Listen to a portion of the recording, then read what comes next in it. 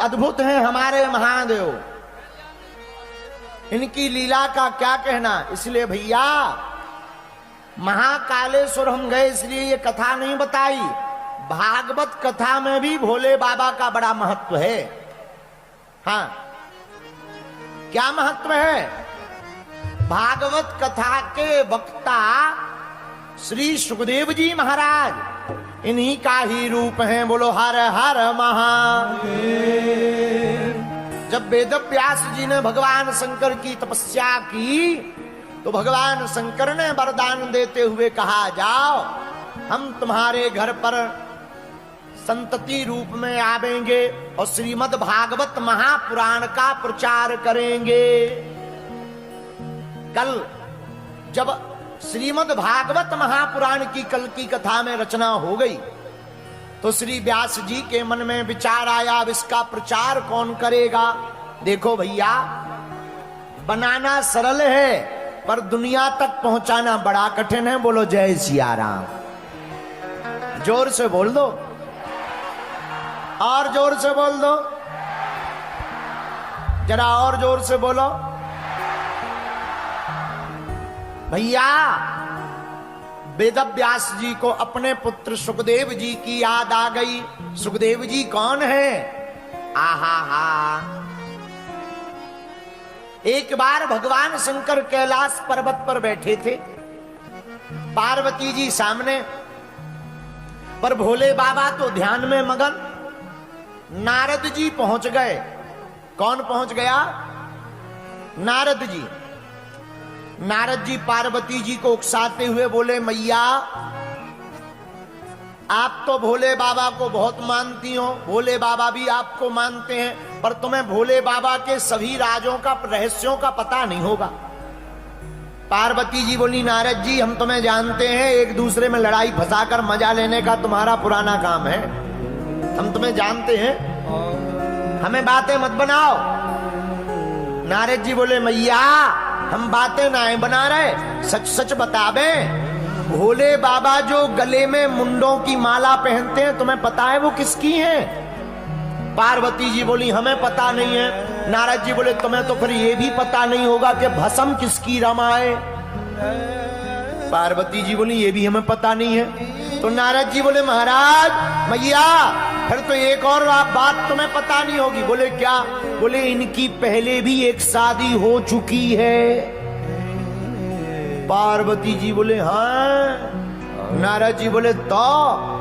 पार्वती जी बोले, बताओ वो कहां रहती हमारी सौतन? नारद जी बोले, अब हमें उसका ठिकाना तो पता नहीं है, भोले ही बाबा से पूछो, अपन तो जय चले श्रीमन नारायण नारायण। नारद जी चले गए।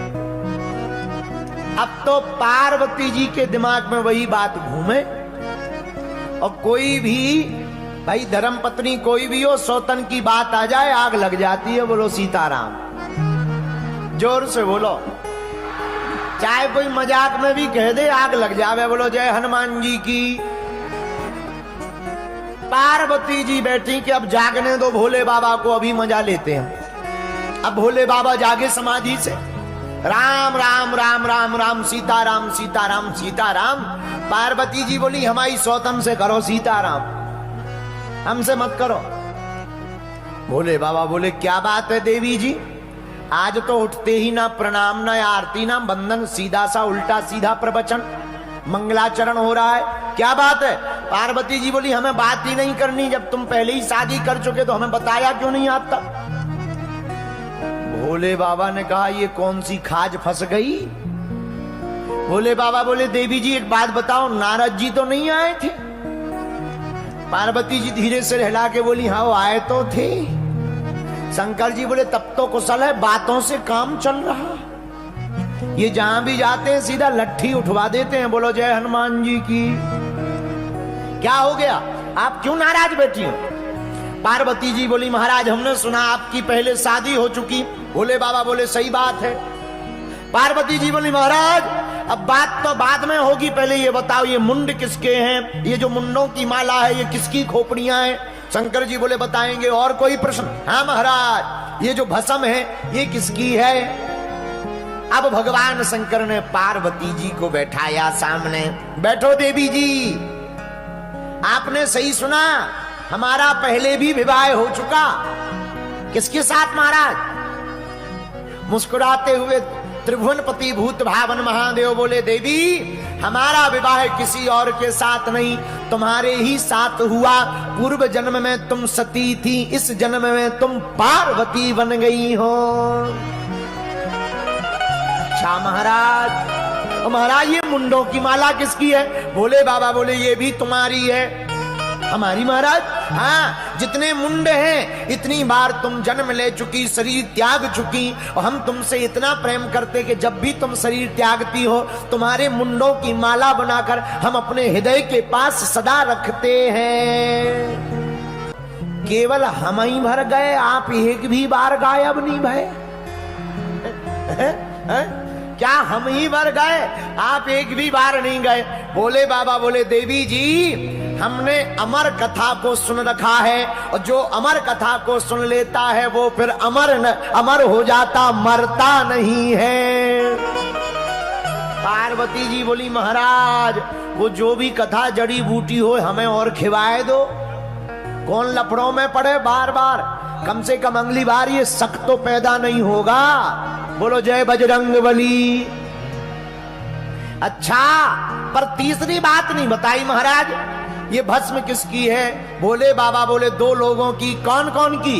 एक बोले जब तुम शरीर त्यागती हो तो हम तुमसे इतना प्रेम करते कि तुम्हारी देह जब भस्मीभूत हो जाती तब उसी भस्म में हम लौटने लगते हैं। और दूसरा, राम भक्तों की भस्म हम अपने तन पर लगाते हैं।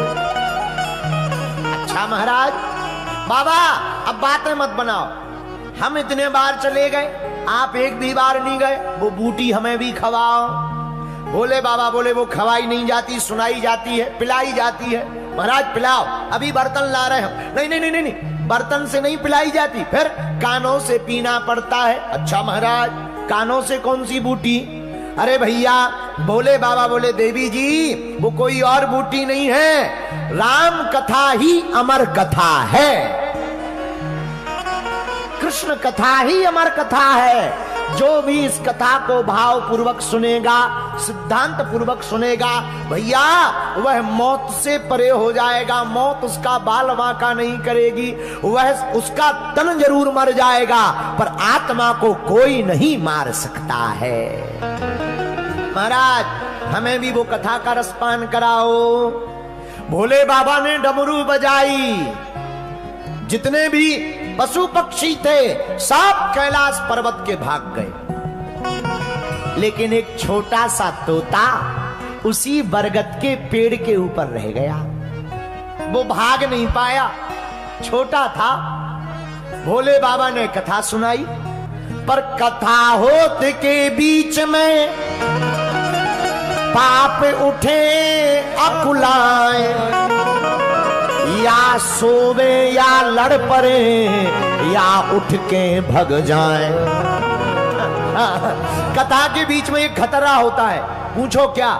कई बार तुम देखना कथा के बीच में इतनी बढ़िया नींद आती है, इतनी बढ़िया नींद आती है कि बिस्तर मिल जाए तो 6 महीना उठे ही ना, कुंभकर्ण जैसे ऐसा लगता है। हाँ बोले क्यों? बोले कथा होते के बीच में पाप उठे अकुलाए। जो भीतर पाप रहते उन्हें लगने लगता अब हमें हाउस खाली करना पड़ेगा क्या, अब हमें भागना पड़ेगा क्या? एक काम करो, इसको ही कथा से उठा दो, ये कथा से उठ जाएगा तो हमें अंदर से भागना नहीं पड़ेगा। बोलो जय बजरंगबली। इसलिए तुम देखना कथा में जितनी दुनिया की बातें याद आती कहीं नहीं आती। हाँ सबसे ज्यादा, और बुरा ना मानना, इंदौर के पागलों तन से पूजा कर रहे, आज के डेट में लोग तन से पूजा कर रहे, मनवा गया बाजार और कैसे रीझे सांवरा जुड़े न दिल के तार। ज्यादातर लोग आजकल तन से पूजा कर रहे और मन तो मार्केट में इंदौर के घूम रहा, चाट पकौड़ी खा रहा, इंदौर का पोहा प्रसिद्ध है, बढ़िया खा रहा है। और फिर कहते गुरुजी कृपा नहीं होती, ठटरी के बरे नक कटा है। भाई तन से पूजा करोगे तो कहां से कृपा हो जाएगी? बोलो जय बजरंग बली की। उपाय क्या है? मन से पूजा करनी चाहिए। अरे राम राम सब कोई भजे, पर दशरथ कहे न कोई। और जो एक बार दशरथ कहे कोटि यज्ञ फल हो। अच्छा ये दशरथ क्या है? दशरथ, दशरथ, ये दशरथ क्या है? दशरथ कोई आदमी नहीं है, 10 रथ हैं और 10 रथों के ऊपर बैठा है मन, जो अपनी 10 इंद्रियों के ऊपर रूपी मन से बोलता है राम राम। उसी को एक बार के राम कहने में ही करोड़ यज्ञ समान फल प्राप्त हो जाता है।